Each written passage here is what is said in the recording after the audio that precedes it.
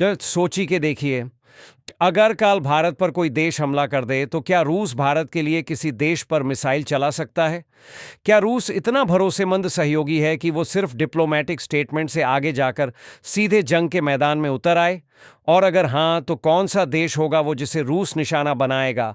ये सिर्फ एक थ्योरी नहीं है, बल्कि ग्लोबल डिप्लोमेसी और मिलिट्री स्ट्रैटेजी की हकीकत है जो पर्दे के पीछे चल रही है। और इस वीडियो में हम इसी पर बात करेंगे, खुलासे होंगे, समझाएंगे कि रूस और भारत के रिश्ते कैसे बदले, और सबसे जरूरी सवाल, किस देश पर रूस भारत के लिए हमला कर सकता है। लेकिन रुकिए, ये जानने के लिए आपको वीडियो के बीच तक रुकना पड़ेगा, क्योंकि सच्चाई वहां से बदलती है।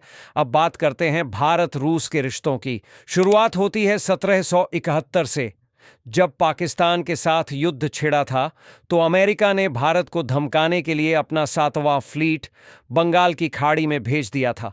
लेकिन उसी वक्त रूस ने भी अपने परमाणु पनडुब्बी और जंगी बेड़े को हिंद महासागर में तैनात कर दिया। ये भारत के लिए सिर्फ सपोर्ट नहीं था, ये एक सिग्नल था कि अगर कोई भारत को छेड़ेगा तो रूस सामने खड़ा होगा। उसके बाद से ही भारत और रूस के रिश्ते सिर्फ दोस्ती नहीं, एक स्ट्रैटेजिक पिलर बन गए।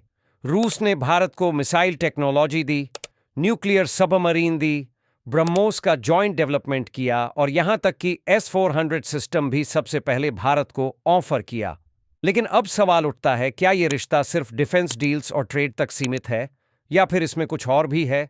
चलिए एक संभावित युद्ध परिदृश्य की कल्पना करते हैं। मान लीजिए कि चीन अरुणाचल प्रदेश में सैन्य घुसपैठ करता है।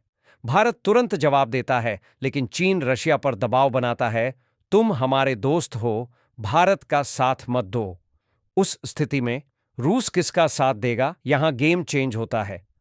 2022 में रूस ने चीन को यह क्लियर कर दिया था कि हमारी दोस्ती स्ट्रैटेजिक है, लेकिन भारत के साथ रिलेशन इमोशनल भी हैं। भारत वो देश है जो रूस पर पश्चिमी प्रतिबंधों के बाद भी सबसे ज्यादा तेल खरीद रहा है, उसकी इकोनॉमी को सहारा दे रहा है। तो अब सवाल उठता है, अगर कल भारत को चीन से मिलिट्री थ्रेट हो तो क्या रूस चीन पर अटैक कर सकता है? सीधा जवाब है नहीं, लेकिन घुमा फिरा कर हाँ। रूस खुलेआम चीन पर अटैक नहीं करेगा, क्योंकि दोनों देशों की आर्थिक साझेदारी मजबूत है।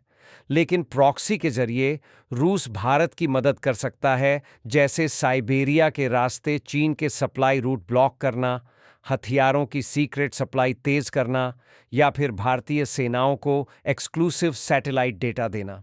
अब दूसरा परिदृश्य सोचिए, पाकिस्तान। अगर पाकिस्तान भारत पर एक और उरी जैसा हमला करता है, या बालाकोट से भी बड़ी साजिश रचता है, और भारत जवाबी स्ट्राइक की तैयारी करता है, तब रूस का रोल क्या होगा? यहां सीन बिल्कुल अलग है।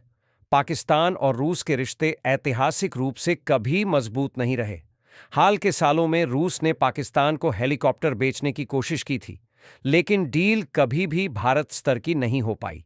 वहीं दूसरी तरफ रूस जानता है कि भारत उसका सबसे भरोसेमंद और लॉन्ग टर्म पार्टनर है। इसलिए अगर भारत पाकिस्तान में जंग छिड़े तो रूस खुलकर भारत का पक्ष ले सकता है। और अगर जंग बढ़ जाए तो रूस पाकिस्तान को दबाने के लिए एयर स्पेस ब्लॉक कर सकता है, हथियारों का सप्लाई रूट काट सकता है, या फिर indirect strike via cyber attacks कर सकता है।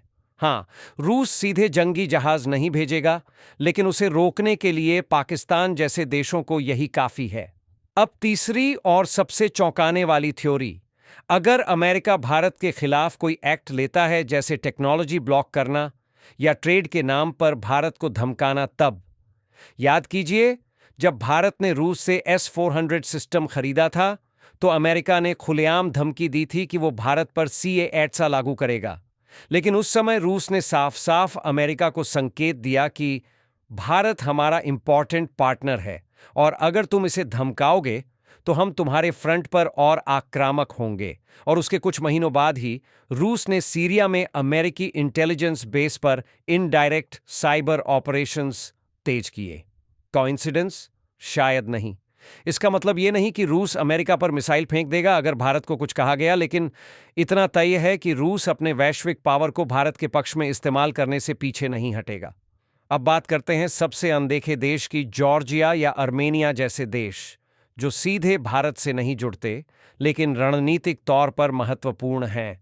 इन देशों में रूस की मिलिट्री मौजूद है और अगर कभी भारत को इनडायरेक्ट सपोर्ट की जरूरत हो, जैसे पश्चिमी देशों को दबाने की, तो रूस इन देशों के जरिए सैन्य ऑपरेशन बढ़ा सकता है। मतलब ये कि रूस का हमला भारत के लिए सिर्फ टैंक या मिसाइल नहीं होगा, बल्कि एक ग्लोबल प्रेशर पॉइंट होगा।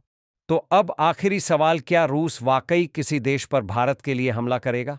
सीधा जवाब है ओपन वॉर नहीं, लेकिन शैडो वॉर जरूर। रूस की स्ट्रैटेजी डिप्लोमेटिक और इनडायरेक्ट है। वो भारत को सपोर्ट करेगा, सैटेलाइट्स से लेकर साइबर टेक्नोलॉजी तक। वो हथियार देगा, डेटा देगा, पॉलिटिकल बैकिंग देगा और अगर जरूरत पड़ी तो किसी देश के खिलाफ एक्टिव इंफॉर्मेशन वॉर भी छेड़ सकता है। तो दोस्तों, क्या आपको लगता है कि भारत और रूस की ये दोस्ती असली युद्ध में भी साथ निभाएगी? नीचे कमेंट में जरूर बताइए कौन सा देश है जो आपको लगता है कि रूस भारत के लिए टारगेट कर सकता है। और अगर आपने अब तक वीडियो पसंद किया है तो एक लाइक ठोक दीजिए और ऐसे ही वीडियो के लिए चैनल को सब्सक्राइब करना मत भूलिए।